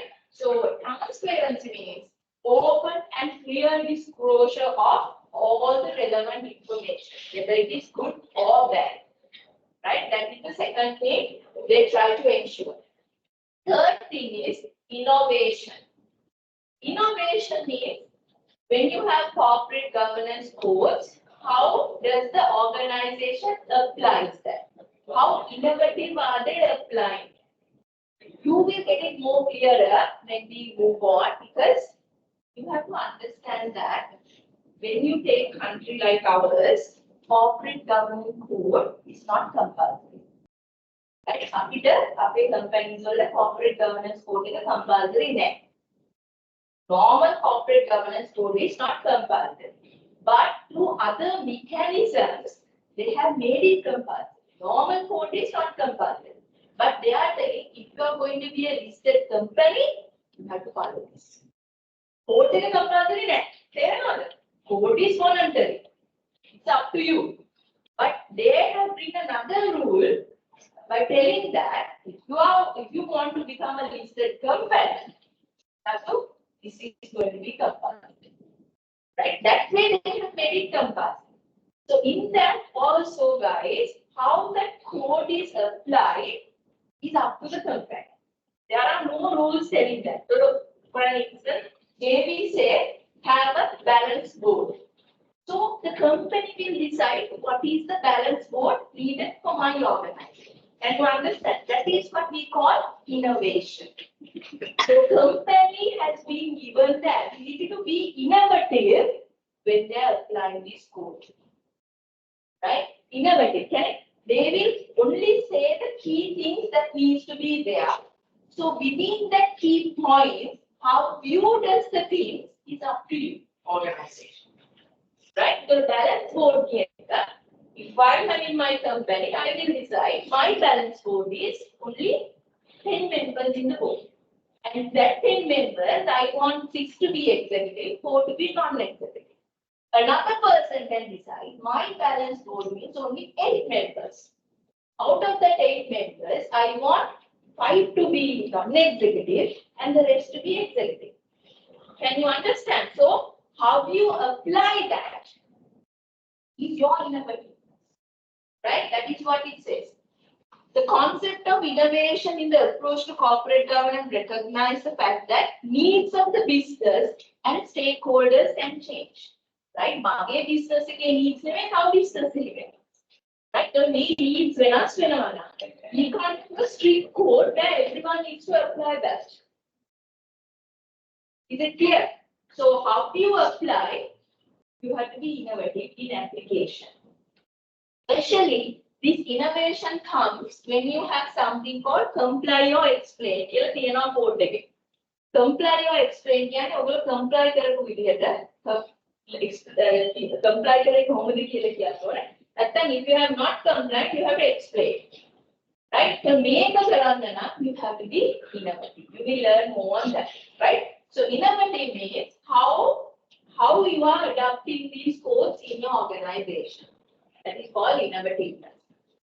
Then the fourth point that they try to establish through this is skepticism. හැමදේම question කරන්න. Right? හැමදේම question කරන්න. Don't accept things as it is. Right? Don't accept things as it is. So they try to establish this skepticism mindset to these corporate governance codes. Right? හැමදේම බලනකොට from the third eye. එතන මොකක්ද issue එකක් තියෙන්න පුළුවන්. තේරෙන තරම් මේක මෙහෙම නැහැ. Right? That skepticism is there. How many internal auditors are here? Raise your hands up. They don't have this skepticism mindset. හැමදේම බලන්නේ මොකක්ද group මෙතන කියලා තියෙන්නේ මොකක්ද මෙතන තියෙන issue එක නේද? You are being trained to do that. Because I know that my brother is going to internal auditor. ගෙදර ඒවත් එහෙම තමයි. Right, my sister is playing and somebody being asked, he is looking at me and what is it? Right? It's like that. You see, if there is our sister is right, that is because of the job he is doing. Right? He is always skeptic. With the skepticism mind, he always questions. Right? What is that? He's a nice chap. He's not a bad person, but that is how, because in his job, he is used to do that. Right? So you can't separate the person who is doing the job from the normal life. No, when they job they take diet, you can't see it out who we are, right? Even if you go to the job, that's me. Right? So that happens. But as I said, corporate governance codes always try to establish open and inquiry mind. Next one, independence. Corporate governance, another key thing try to establish is people to be independent, especially people who are in the board, people who are just the auditing. They want to ensure that their independence is there, because otherwise, if they are not independent, what is expected from them is hard for them to deliver. Right? They got a key component that they try to establish is there is no undue influence. The avoidance of being unduly influenced by interest and free from a constraint that would prevent current course of action being taken. So through corporate governance, they always try to make sure that people are independent. No undue forces are there, undue influences are there that will harm their decision making. Right? You got a fairness transparency, innovation, skepticism, and independence. Next, you have that they are trying to establish from that is honesty. Telling the truth and also not mislead shareholders and other stakeholders. This includes reporting information in a slanted way that is designed to give an unfair impression, right? Give the information, be honest, tell the truth. Don't mislead the people. Seventh one is responsibility. Give the responsibility to the right people. Management accepting the credit or blame for governance decision. It implies clear definition of roles and responsibility of the roles of senior management. You have to be very clear. Corporate governance code says that CEO is a person should be responsible for these things, right? So their role is very clear. So likewise, code gives to us responsibilities of every person, every managerial level person. Then accountability. Responsibility and accountability are two different things.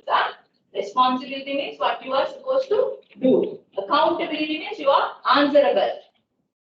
Responsibility and accountability, two different. Answerable means you are supposed to, you are the one who have done it and you have to give the answer of what happened.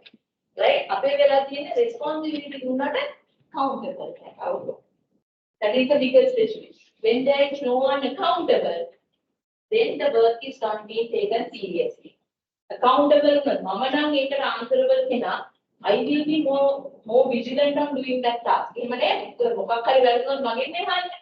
So always what we do is we give responsibility, but we don't make them accountable. Accountable responsibility, right? We have to give responsibilities. With that, you have to tell that you are accountable for these things very clearly. So the corporate governance code established this accountability as well. Who is answerable? And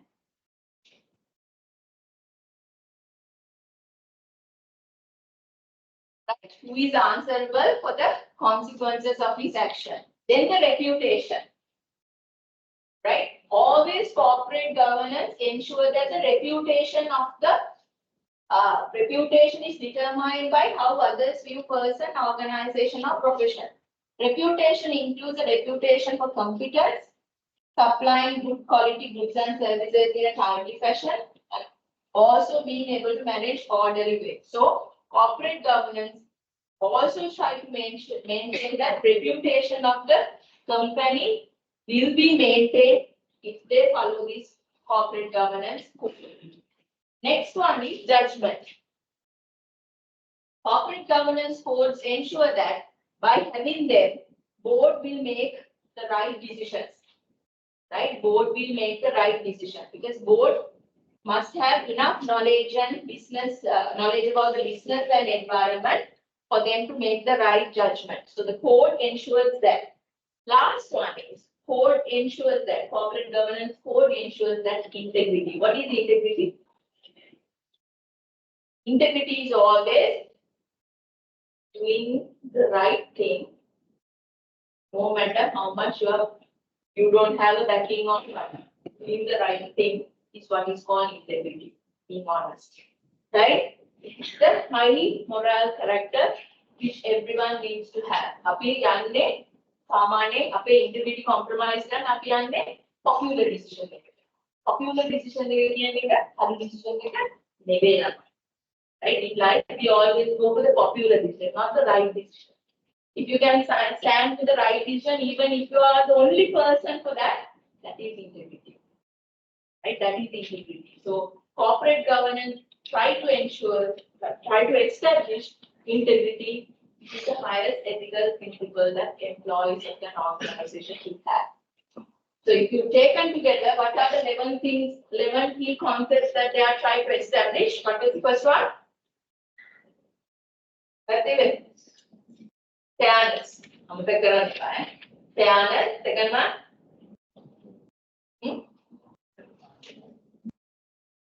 Fairness, transparency, innovation, skepticism, independence, honesty, responsibility, accountability, enhance the reputation, judgment, and integrity. Now we are coming towards the end. We have to.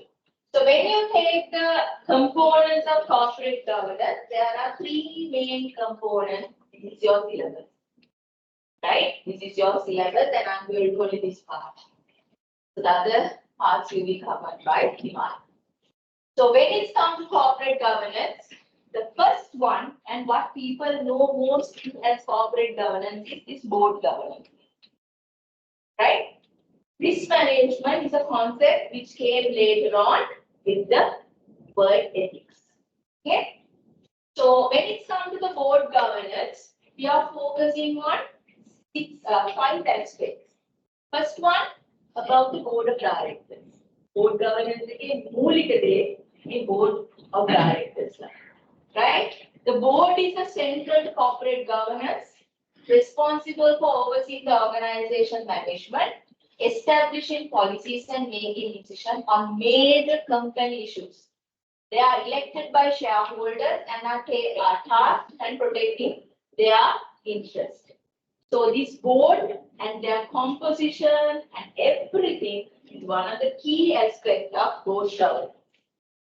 Then management accountability. Corporate governance ensures that management is accountable to the board and the board is accountable to the shareholders. Right? Management is accountable, board is accountable to the shareholders. This hierarchy of accountability helps maintain integrity, efficiency, and corporate operations. Third one, board governance is important to ensure that shareholders have the right to vote on important issues, receive dividends, and access company information is crucial. Next, you have transparency and disclosure. Effective governance requires timely and accurate disclosure of information regarding financial situation, performance, ownership, and governance of the company. Final one, under board governance, you have regulatory compliances. You know organizations have compliances. Compliance report, compliance officer. Why he's been appointed is every organization, there are statutory things that they need to fulfill. Right? So fulfilling the compliance requirements is also part of board governance. Board responsibility. Right? So this include under board governance what? First one was the board. Second one was their management accountability. Third one was what? Shareholders' rights. Then transparency, maintaining transparency and disclosures. And final one is ensuring regulatory compliance. So all these five aspects need to be taken care by the board governance. Right? Board governance, the board, management accountability. Last thing was shareholders' rights. This one was transparency and disclosure, regulatory compliance. Board governance needs to be covered. Right? Board governance. So to cover that, these are the key areas you are going to study with me. Right? So when it's come to the board, you need to study about the board, chairman and the CEO, their powers, their roles. Then what is the board balance? How board is supply information? Appointment of the board members and the re-election. So the board you need to know about these things. Right? Then when it comes to many of the scandals that has happened is these board members were paid big amounts to keep them quiet. You better keep quiet without asking questions. That is one way to handle it. So this remuneration that you pay for directors is a big issue.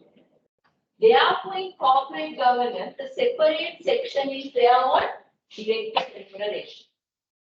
How much can you pay? Do you know that banks and financial institutions can't pay more than 100,000 for a director for a board sitting? Take a legal wise, they have put as a regulation. Why? Whenever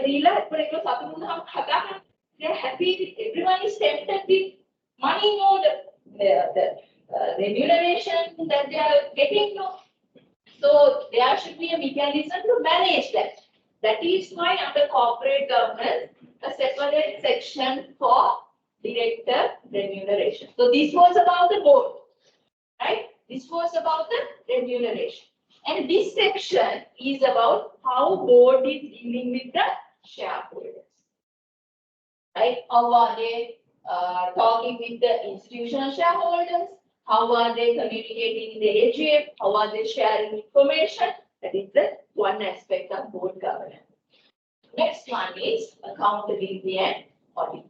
That is the place where you are focusing on how financial reporting is done, how the internal controls are maintained, how the audit committee and the auditors will be selected. Right? The board governance, major components are these ones, which you are going to cover with me. Fair enough. Right? Board governance is key components together and major. Right? So board governance.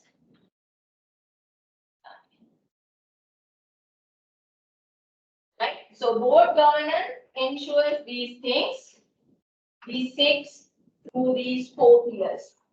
Right? Higher in four pillars for the right? All those 6 points are covered on these 4 pillars. So this is about board governance. Then you have risk management. Risk management is a fundamental concept of corporate governance. Now you saw some cases we couldn't go through now in my PDF. If you read, you will see that some cases has happened because the board was all right. They were reporting in the correct way. But the collapse has happened, they have not taken care of risk. Risk is a critical factor for organization, right? So they had the right board, they have done the things in the proper way, but those organizations have collapsed because risk management was not there. Therefore, people understood that risk management also should be taken as part of corporate governance. That means risk management is a part where board needs to focus on more. It says that risk management is a fundamental aspect of corporate governance, crucial for ensuring companies' long-term stability and success. It involves identifying, assessing, managing, monitoring various risks that could negatively impact the organization. So it is not board governance. Board governance is it is totally about risk and risk management. So this happened, risk management became an important part of corporate governance with the global financial crisis. Right? The global financial crisis is the point which tried risk management is the key aspect that we need to focus on. It is not, before that, corporate collapse happened because of board governance issues. But after the financial crisis, they understood that board governance is not only the factor that leads organization to collapse. Risk is also another factor that has impacted. That is why risk management also came under the part of corporate governance. So when you take global financial crisis, typically a major financial crisis occurred in 2007 and 2008, which had widespread impact on world economy and was considered the worst economic crisis since the Great Depression. Do you know where this happened? Where it happened? USA. Right? USA. Global financial crisis also happening in USA. Right? This is something related to mortgage price, mortgaging of housing. Right? So if you want to know what this story is about, I don't have time, you can type this in the YouTube and you can watch this. Very slowly they are explaining what happened in financial crisis in 2006. Okay? The global financial crisis, it started in 2006, rippled in 2007, exploded in 2008. And from which the aftershock is still being felt, no doubt it will be for years to come. Right? There were many parties involved in this mortgage thing. They have given mortgages because of the temptation, right? If I say it simply, when you want to buy a house, right? You take a mortgage, no, you can't buy the house fully, no, right? You will do a down payment, then you will take in loan buys, you will pay the rest, right? Then what will happen is these mortgages, financial institutions, they have sold it to investors, right? These mortgage bonds, they have sold it to investors. So the problem is it's risk free. The mortgage given at the gay, right? Gay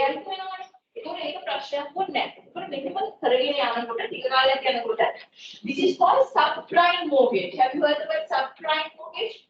Subprime case. Now, when this was moving on, everyone was getting profit and everyone was happy. Because when they were giving initially this, when they were giving mortgages, they looked at the right people and gave it. Then what they started was they were giving it to the people that who can't afford it.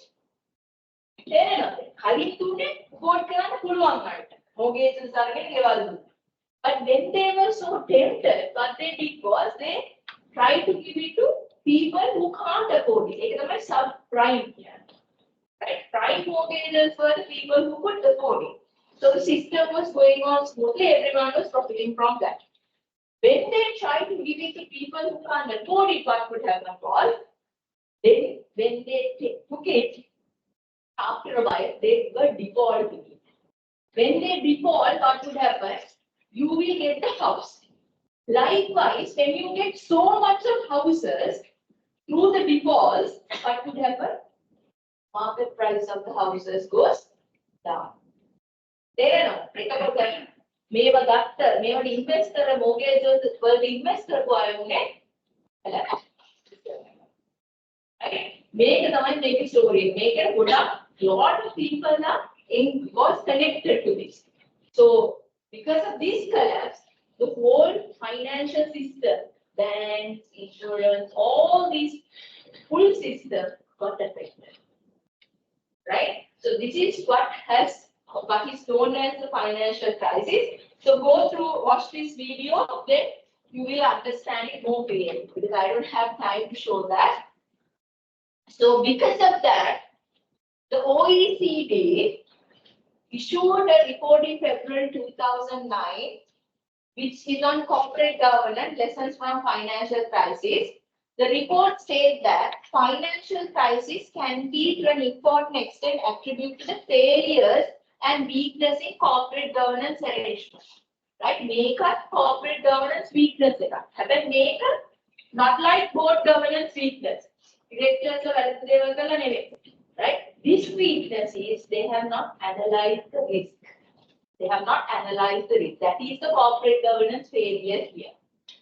The report highlights failures in risk management system, lack of information about risk exposure, reaching the board, lack of monitoring by boards of risk management, lack of disclosure related to risk and their management, inadequate accounting standards and regulatory requirements in some areas, and remuneration system not being related to strategy and long-term interest of the company.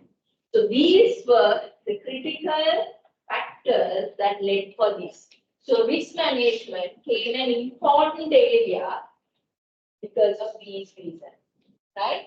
This led organizations to focus on managing their risk and include more guidance on risk management. Right. The last one is ethics, right? Ethics is where Though we have the right government, though we have right management, we must manage the people, right? Employees.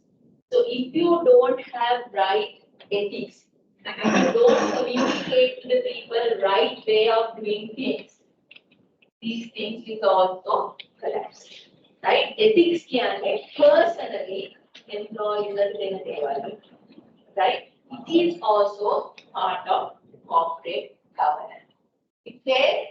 With all the development over the years in terms of regulation, self-regulation, codes of best practice guidelines, yet you can see financial scandal and collapse.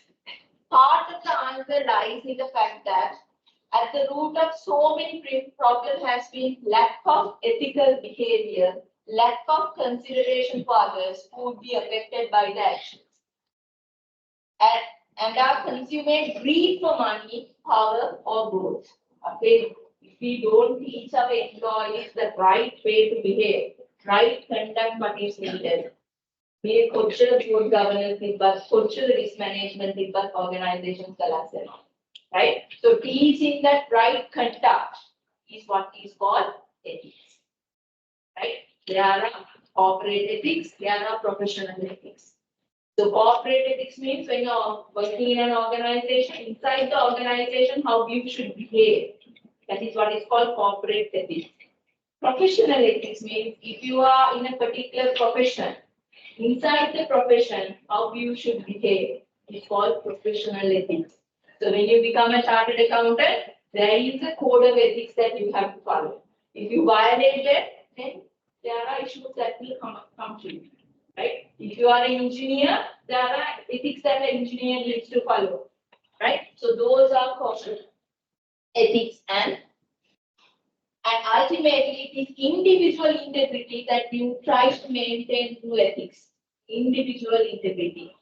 And then the board as a collective of individuals acting with integrity that will help to shape ethical corporate behavior. May විදිහට තමයි ඔයගොල්ලන්ගේ tally තුන දෙන්නේ. Is it clear? You want an explanation? Right. So we'll meet up next week. Thank you.